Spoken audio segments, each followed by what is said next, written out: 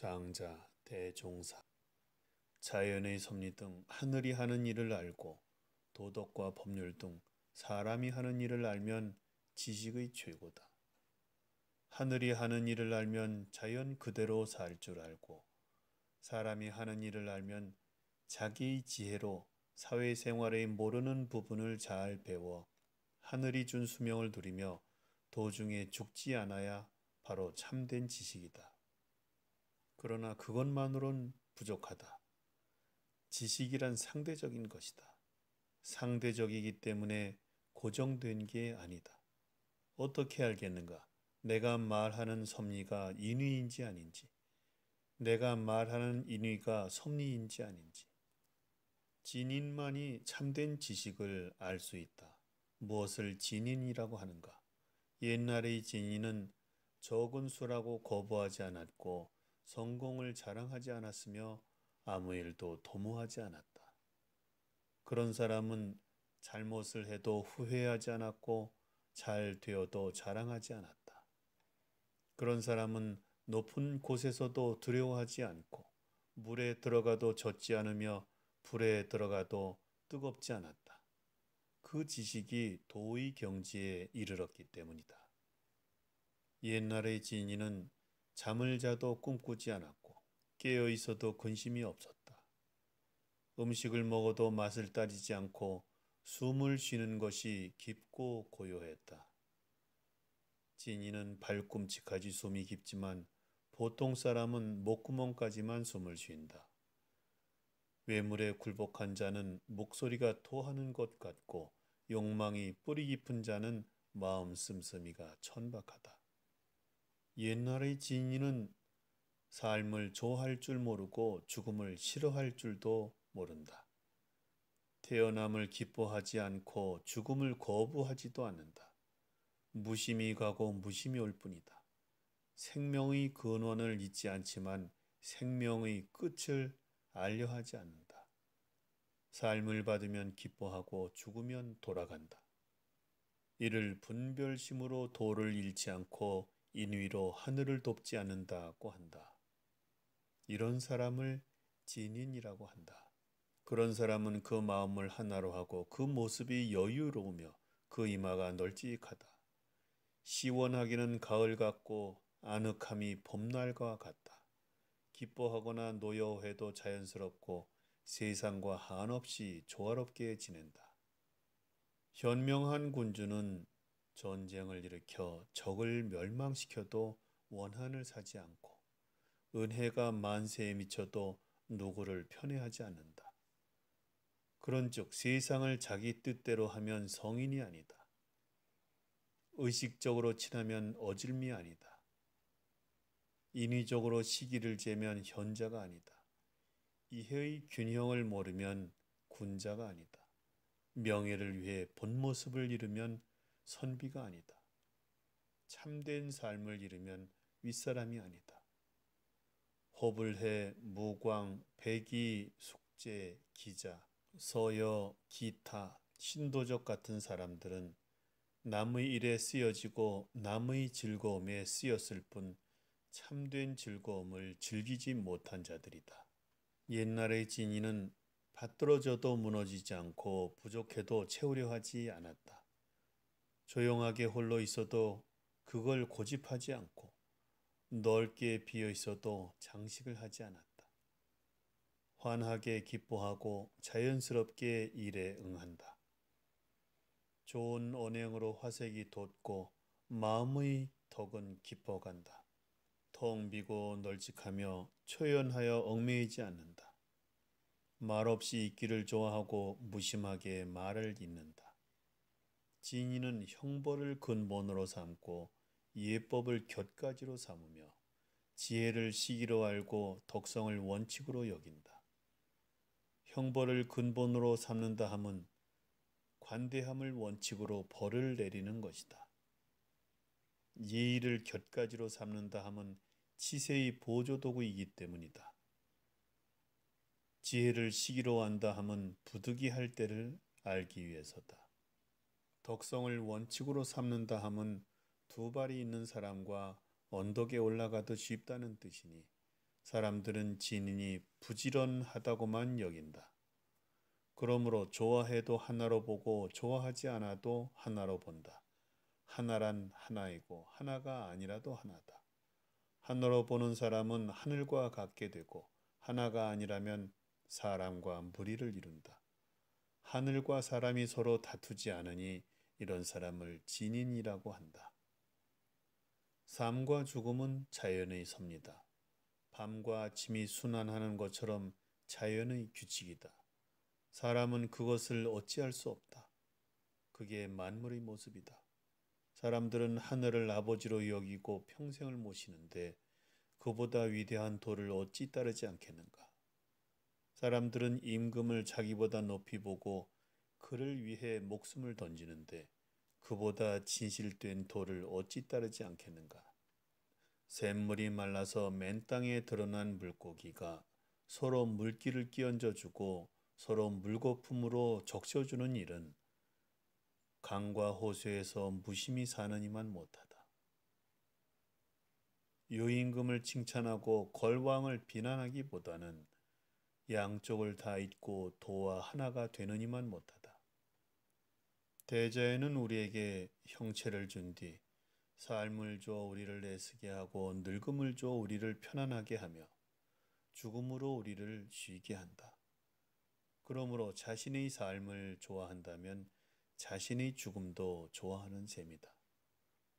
배 한 척을 골짜기에 감추고 큰 그물을 연못에 감춘 뒤 안전하게 감췄다고 한다. 그러다가 한밤중에 힘센 장사가 그것을 메고 도망쳐도 어리석은 자는 알지 못한다. 작은 것을 큰 것 속에 잘 감췄다 해도 여전히 잃어버리게 된다. 만약 세상을 세상에 감춘다면 잃어버릴 수가 없다. 이것이 만물의 진리다.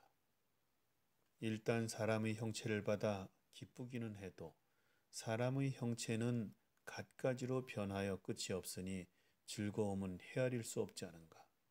그래서 성인은 아무것도 잃지 않는 경지에서 논일며 도와 함께한다. 잘 죽고 잘 살며 잘 태어나고 잘 죽는 사람들은 그런 삶도 본받으려 하는데 만물이 귀속되고 모든 변화가 의존하는 도를 어찌 본받지 않겠는가. 도라는 것은 실제하는 것이지만 무의의 상태이며 보이지도 않는다. 깨달을 수는 있지만 받을 수는 없다. 터득할 수는 있지만 볼 수는 없다. 스스로 존재함으로 천지가 생기기 전 옛날부터 있어 왔다. 신이나 상제를 영험하게 하여 하늘과 땅을 낳았다. 가장 높은 곳에 있으면서 높다 하지 않고 가장 깊은 곳에 있으면서 깊다 하지 않는다. 천지보다 먼저 생겼으면서도 오래다 여기지 않고 옛날보다 더 오래면서도 늙었다 생각하지 않는다. 희위 씨는 득도에서 천지 운행 도와줬고 복희 씨는 득도에서 생성 기운 조정했다. 북두성은 득도해서 영원히 변함없고 해와 달은 득도하여 쉬지 않고 순환한다. 감괴는 득도해서 곤륜산 신이 됐고 풍이는 득도해서 황하의 신이 됐다. 견호는 득도하여 태산의 신이 됐고 황제는 득도하여 하늘 올라 신선됐다. 전욱은 득도하여 현궁의 신이 됐고 무강은 득도하여 북해의 신이 됐다. 서왕모는 득도하여 소광산에 자리 잡고 태어남도 모르고 죽은 때도 모른다. 팽조는 득도하여 순임금 때로부터 5패까지 살았다. 부열은 득도에서 무정의 재상으로 천하를 다스렸다. 말을 타고 동유별과 기미별에 다니면서 많은 별과 함께했다. 남백자규가 여우에게 물었다. 선생님은 나이가 많은데 얼굴은 마치 어린애 같으니 어떻게 그럴 수 있습니까? 나는 도를 깨달았기 때문이네. 남백자규가 물었다. 도란 배울 수 있습니까? 안 되네. 어찌 되겠는가? 자네는 그럴 만한 사람이 아니네. 복량의는 왕 될 능력은 있었지만 어진 왕이 될 만한 도가 없었네. 나는 그만한 돈은 있지만 그만한 왕이 될 능력은 없네. 내가 그를 가르친다면 좋은 왕이 되지 않겠는가? 그게 아니더라도 어진 왕의 도를 가지고 왕의 재능이 있는 자를 가르치기는 그래도 쉬울 걸세. 나는 조심스럽게 그를 가르쳤네. 사흘이 지나자 그는 천하를 잊더군. 천하를 잊기에 더 가르쳤더니 7일이 지나니까 그는 세상사를 잊었네. 세상사를 잊게 되어 또 신중하게 가르쳤더니 9일이 지나니까 그는 자기를 잊게 됐지.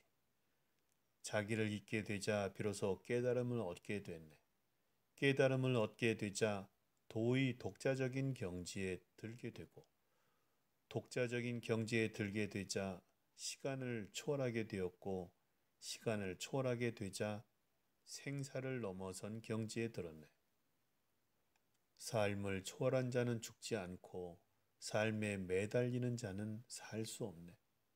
만물을 대하는 도의 작용은 보내지 않음이 없고 맞아들이지 않음이 없지. 파괴하지 않음이 없고 이룩하지 않음이 없네. 이를 변화 속의 고요라 하네. 변화 속의 고요란 변화가 있은 뒤 완성되기 때문이네. 남백자교가 물었다. 선생님은 어디서 그것을 배우셨습니까? 그것을 부목의 아들에게서 배웠는데 부목의 아들은 그것을 낙성의 손자에게서 배웠다네. 낙성의 손자는 천명한테서, 천명은 서포한테서 배웠지. 서포는 수역에게서, 수역은 오구에게서 배웠다네. 오구는 현명에게서, 현명은 삼녀에게서, 삼녀는 그것을 의시한테서 배웠다네. 자사, 자여, 자려, 자래 네 사람이 이야기를 나누고 있었다. 누가 무의를 머리로 삼고 삶을 척추로 삼으며 죽음을 꽁무니로 여길 수 있을까? 누가 생사흥망이 하나임을 이해할까? 그런 사람과 친구가 되고 싶구나. 네 사람은 서로 보고 웃으며 마음속에 거슬림 없게 되자 결국 친구가 됐다. 갑자기 자여가 병이 들어 자사가 문병을 갔다. 자여는 말했다. 조물주는 대단하구나. 내 몸을 이렇게 구부러지게 하다니. 자여를 보니 등허리는 불쑥 나오고 오장은 위에 붙었다. 턱은 배꼽까지 내려가고 어깨는 정수리보다 높으며 상투는 하늘을 가리키고 있었다. 몸속 음양의 기가 어지러워졌는데도 자여의 마음은 고요하고 태평했다. 비틀거리며 우물러 가서 비춰보고 말했다. 아하, 조물주가 나를 이처럼 구부러지게 했구나. 자사가 물었다. 자넨 그게 싫은가? 자여가 대답했다. 아니네, 내가 어찌 싫겠는가. 조물주가 변화시켜서 내 왼팔로 수탉을 만들면 난 그것으로 새벽을 알리겠네. 차츰 변화시켜서 내 오른팔로 활을 만들면 내 그것으로 올빼미 구이를 먹겠네. 또 변화시켜서 내 엉덩이로 수레바퀴를 만들고 내 정신이 말이 되게 하면 난 그것을 타고 다니겠네. 다른 마차가 왜 필요하겠나. 이 세상에 태어남은 때를 만났기 때문이며 생명을 잃음은 섭리에 따르는 것이네.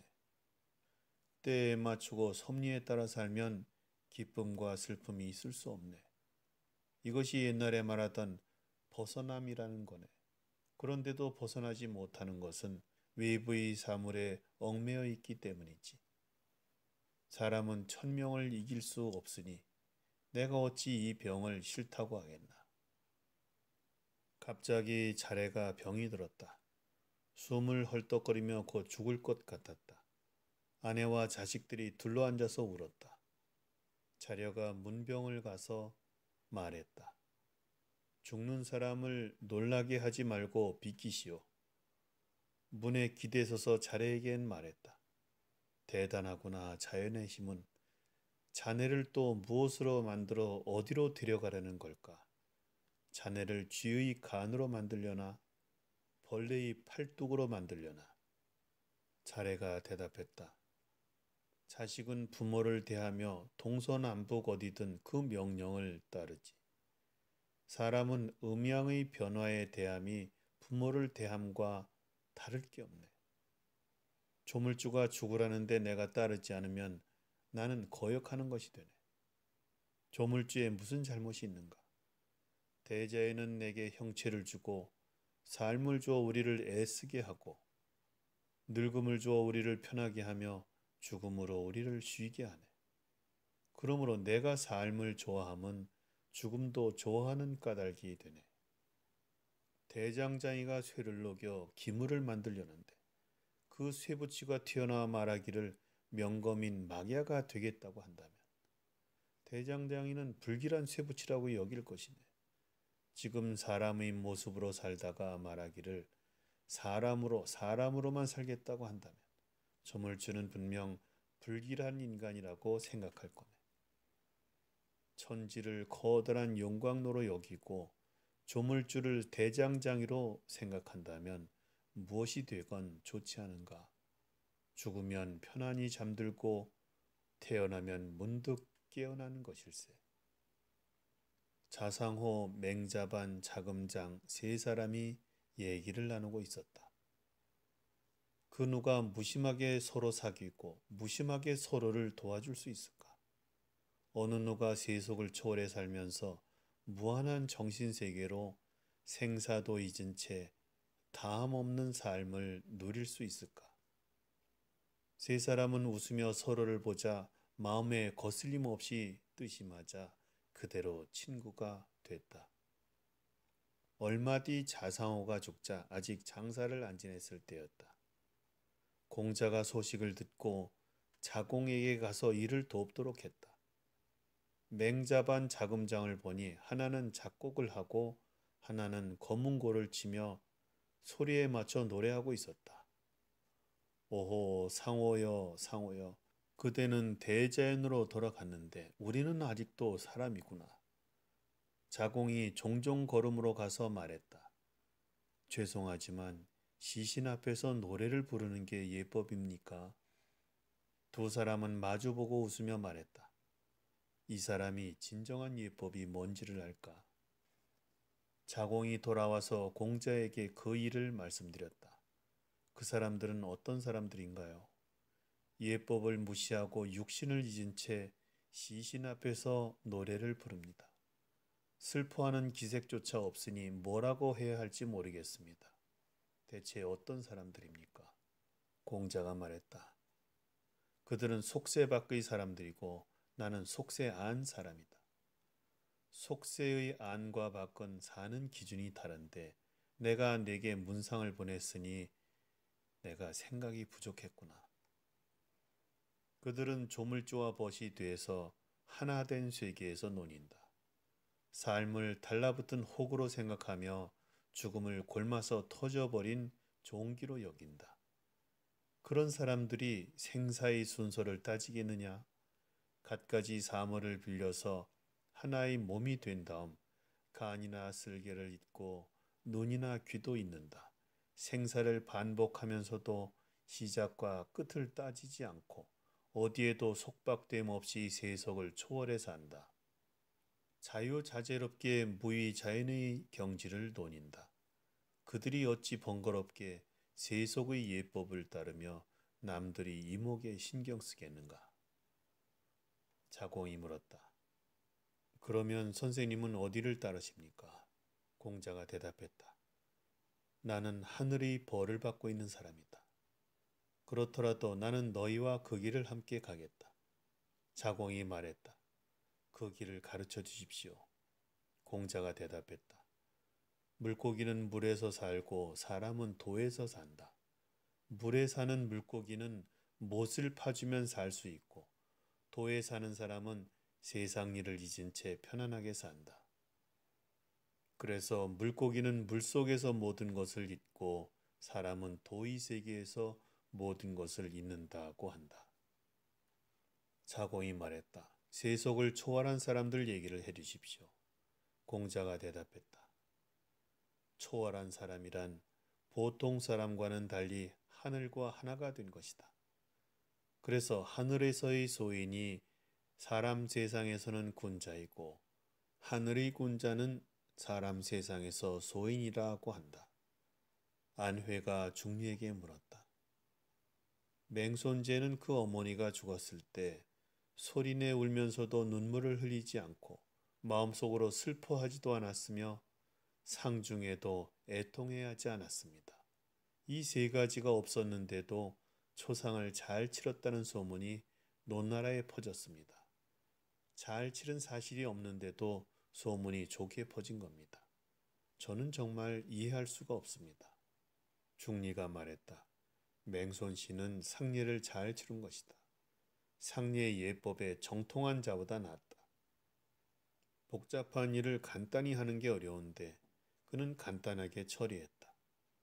맹손 씨는 삶의 까닭을 묻지 않고 죽는 이유를 따지지 않는다. 삶을 추구하지도 않고 죽음을 거부하지도 않는다. 그저 자연의 변화에 따라 알 수 없는 미래도 무심히 기다릴 뿐이다.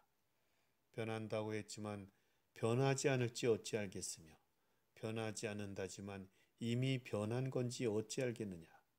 유독 나와 너만이 꿈에서 깨어나지 못하고 있는 것은 아닐까.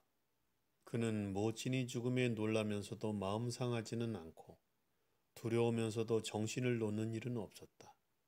맹손 씨는 깨어 있었던 것이다. 남이 곡을 하면 그도 곡을 했지만 그것은 그렇게 해야 했기 때문이다.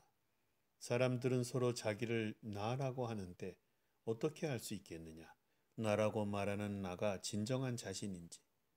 꿈에 새가 되어 하늘을 날기도 하고 물고기가 되어서 물에 잠기기도 하지만 지금 이렇게 말하고 있는 것도 깨어 있는 것일까, 꿈꾸고 있는 것일까.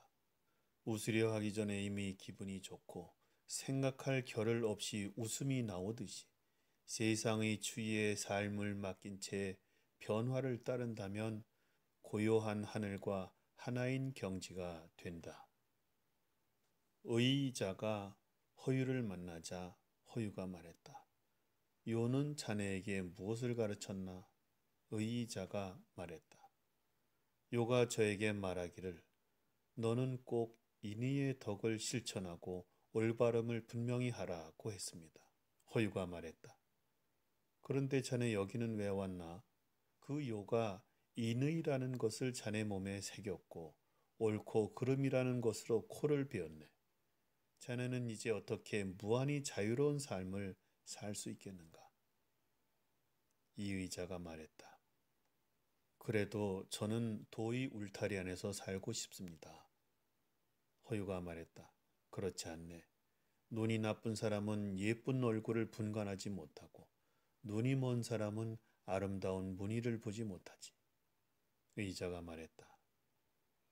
미녀인 무광이 자신의 미모를 잊고 힘이 센 거량이 자신의 힘을 잊으며 박식한 황제가 자신의 지혜를 잊게 된 것은 모두 조물주가 단련시켰기 때문입니다.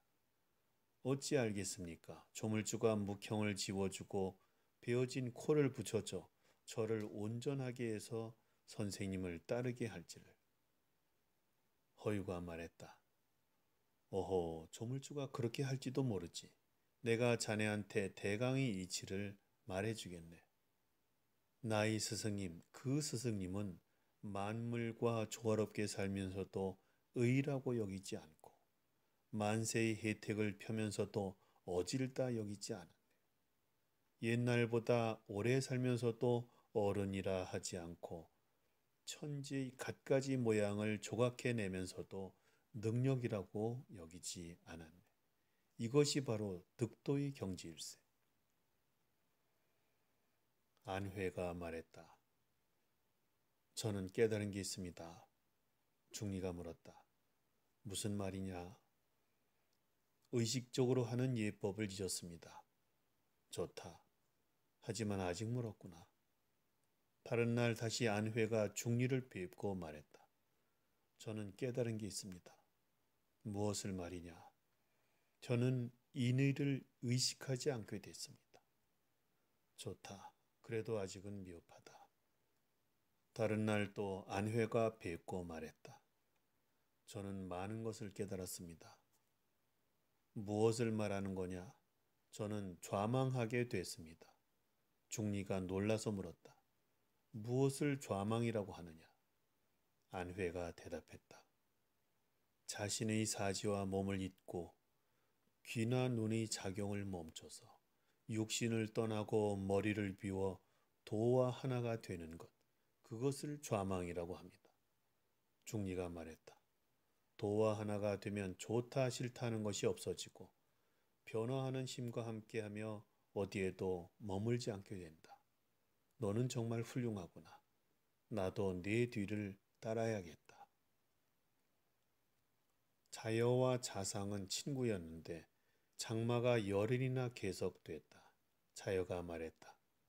자상은 아마 병이 났을 거다 하면서 밥을 싸가지고 가서 먹이려 했다. 자상의 집 문 앞에 도착하자 안에서 노래하는 듯 우는 듯한 목소리로 검은고를 치면서 말한다. 아버지일까 어머니일까 하늘일까 사람일까 하는 것이었다. 소리내는 것도 힘겨운 듯 가사를 급히 읊었다. 자여가 들어가 물었다. 자네의 노래는 어째서 그런 소리인가? 난 누가 나를 막바지로 몰았는지 알 수가 없네. 부모가 나에게 가난하길 바랐겠는가? 하늘은 만물을 뒤덮고 땅은 만물을 실어주네. 하늘과 땅이 어찌 나만 가난하게 했겠나? 무엇이 나를 가난하게 했는지 알 수가 없네. 그런데도 이렇게 막바지에 몰린 것은 천명이겠지.